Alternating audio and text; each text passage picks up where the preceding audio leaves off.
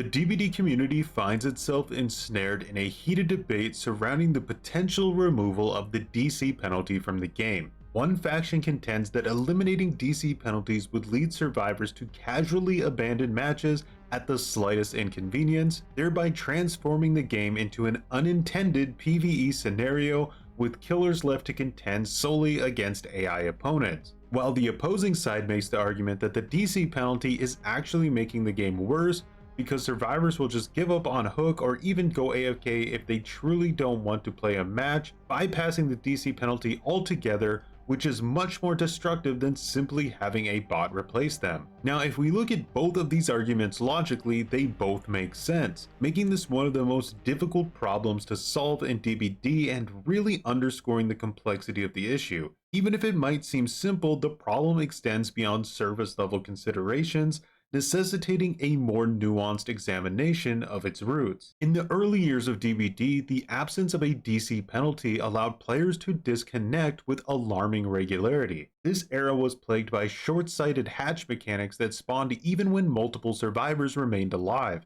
enticing disconnects to exploit loopholes in gameplay, meaning survivors would often DC if the match was not going their way, allowing up to 3 survivors to instantly escape through the hatch if they had brought a key, turning what was most likely going to be a win for the killer into an auto loss in a completely unfair way. Even up until replacement bots were added to the game, survivors would still DC to give that last survivor on their team a better chance to get hatch. I think because of this, killers have grown a pretty fierce animosity towards survivors who DC, and have become very defensive of the DC penalty. That said, DCing survivors used to screw over their teammates as well, so it wasn't completely a killer issue, but killers did get the brunt of it. Now moving on, when Behavior did finally add the DC penalty to the game, it drastically lowered the amount of players DCing overall. There is no denying that. Unfortunately, this also increased the amount of players giving up on hook, and it also allowed cheaters to hold content creators hostage and even occasionally random players as well. So the DC penalty did come with pros and cons. Now more recently, DC replacement bots were added to the game to take over for survivors that disconnected. At first, it seemed like players were actually DCing more often, but this was usually because they wanted to spectate their bot rather than play the match themselves. It became a trend pretty quickly to do this, and Behavior had to step in to remove the ability to spectate a match after DCing to stop players and content creators from doing it.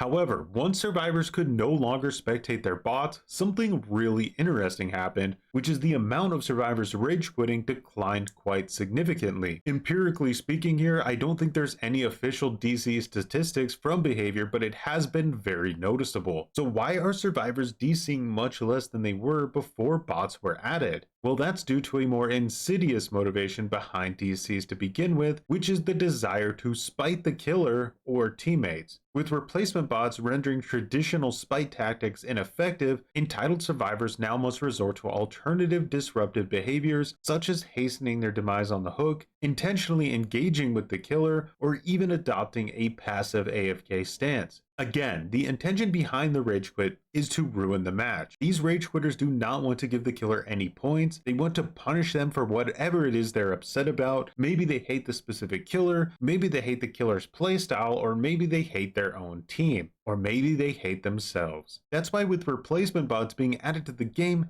they can no longer spite the match in the way they want to, because the bot is never going to give up. It's going to give the killer points and probably play better than the person who DC'd anyway. This is where the argument to remove the DC penalty is really growing from, because survivors who care prefer to have a bot rather than a player soft DCing in some way. It really truly is a valid argument. That said, killers have been down this road before, and we all see what PTB matches are like. Survivors disconnect constantly for almost an endless amount of reasons. One big reason they disconnect though is when another survivor DCs. Why play a full game with a bot on your team when you can just insta DC and go to the next match for a better experience. And they'll say there's no harm in it because if the killer doesn't want to play against bots, they can just disconnect as well. But my concern here is that this entire idea of basically scrubbing matches because someone leaves at the start will eventually cascade into making DBD a lobby simulator similar to the current situation going on with the Texas Chainsaw Massacre. Players on both sides will have things they don't like, map offerings, black wards, certain killers, etc. So they'll just leave as soon as the game starts. This entitled mindset will just consume the game over time. Even players who don't normally DC will start to be annoyed that if they have to deal with everyone else's BS, why shouldn't they start abandoning matches they don't want to play as well? So understandably, the devs do not want to encourage that thinking in the player base. This de-evolution into a culture of abandoning undesirable matches poses a substantial risk to the overall future of DBD, as evidenced by TCM.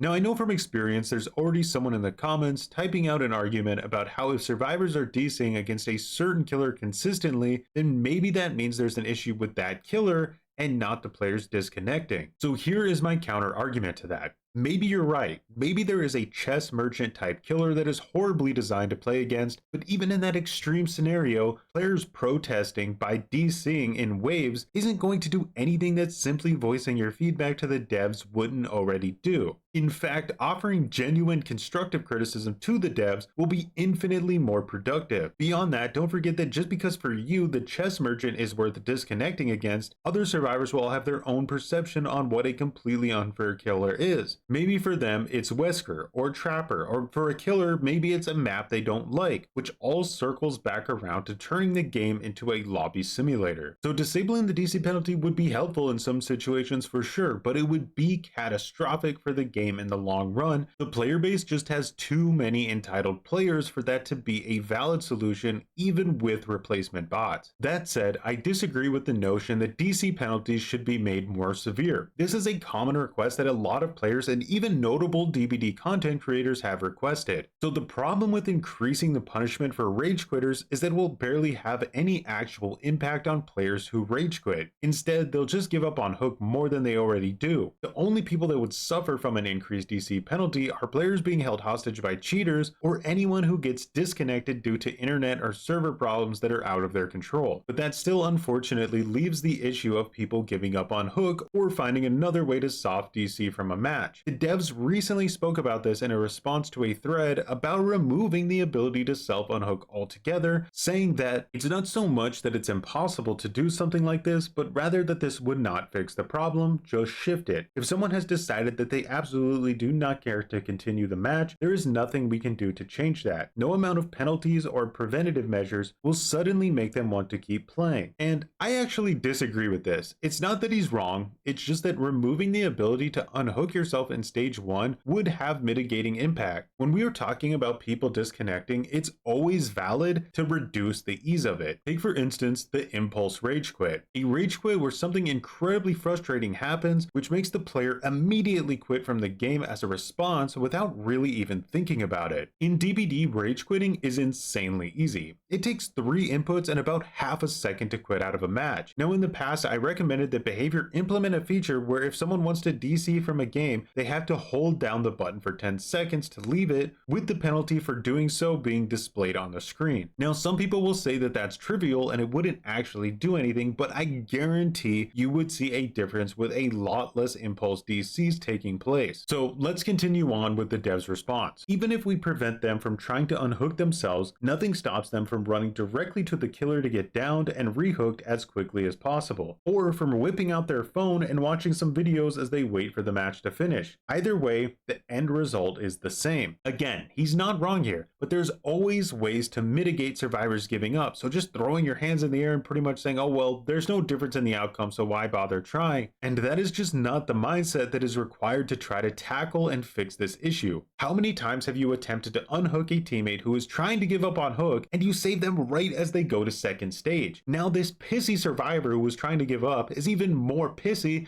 because they're death hooked now. Often this will make them run to the killer or AFK like he said. But if you manage to actually unhook them before they hit second stage, a lot of the time they'll continue playing the match normally. So again, these problems can and should be mitigated as much as possible. Alright, now let's finish what they said. You've still got a teammate who isn't doing anything, only now other survivors might accidentally waste time saving them, and the killer has an easy way to activate whatever hook-based perks they may be running. In reality, people letting themselves die on the hook is not the problem. It's a symptom of the problem. Fixing a symptom does not make the issue go away, it just resurfaces in a different way. That is, going AFK, running at the killer, etc. The real problem is they don't feel the need to finish the match. That doesn't mean it's impossible though. There are likely some creative ways to discourage abandoning a match, but it's not as simple as disabling the ability to unhook yourself. So with that said, what are some creative ways to help solve this problem and make it more manageable? I think the best bet is to adopt the carrot and stick line of thinking, where bad behavior continues to be punished, but good behavior is also rewarded,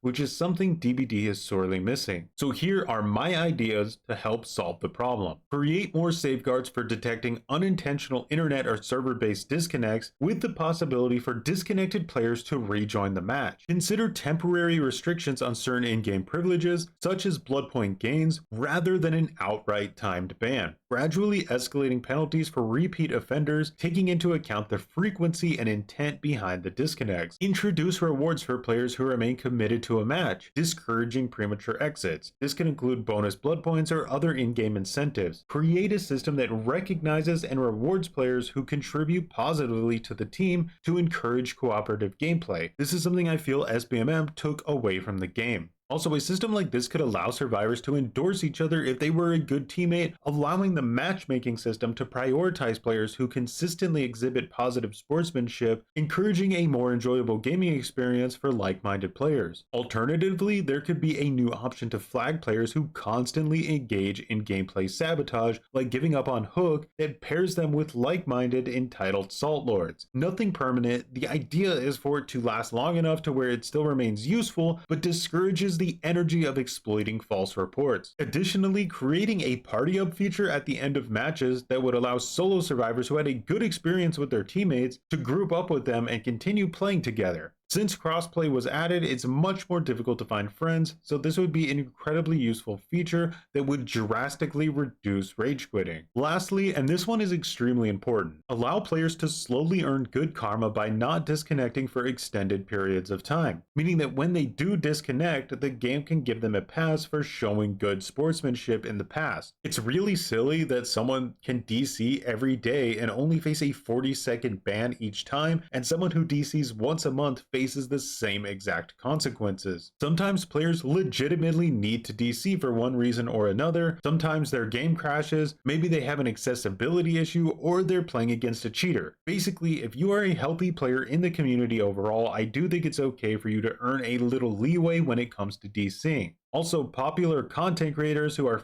frequently harassed by cheaters could receive larger amounts or even infinite karma points to discourage cheaters from advertising on them. Hopefully, these proposed solutions would help strike a balance between discouraging intentional disconnects and fostering a more positive experience for all DBD players. That said, now I want to hear what you all have to say. Did I single-handedly solve this complex problem in one video, filling you with an uncontrollable urge to hit the like button, or do you have better ideas? Let me know in the comments below, and as always, thanks for watching and have a good one.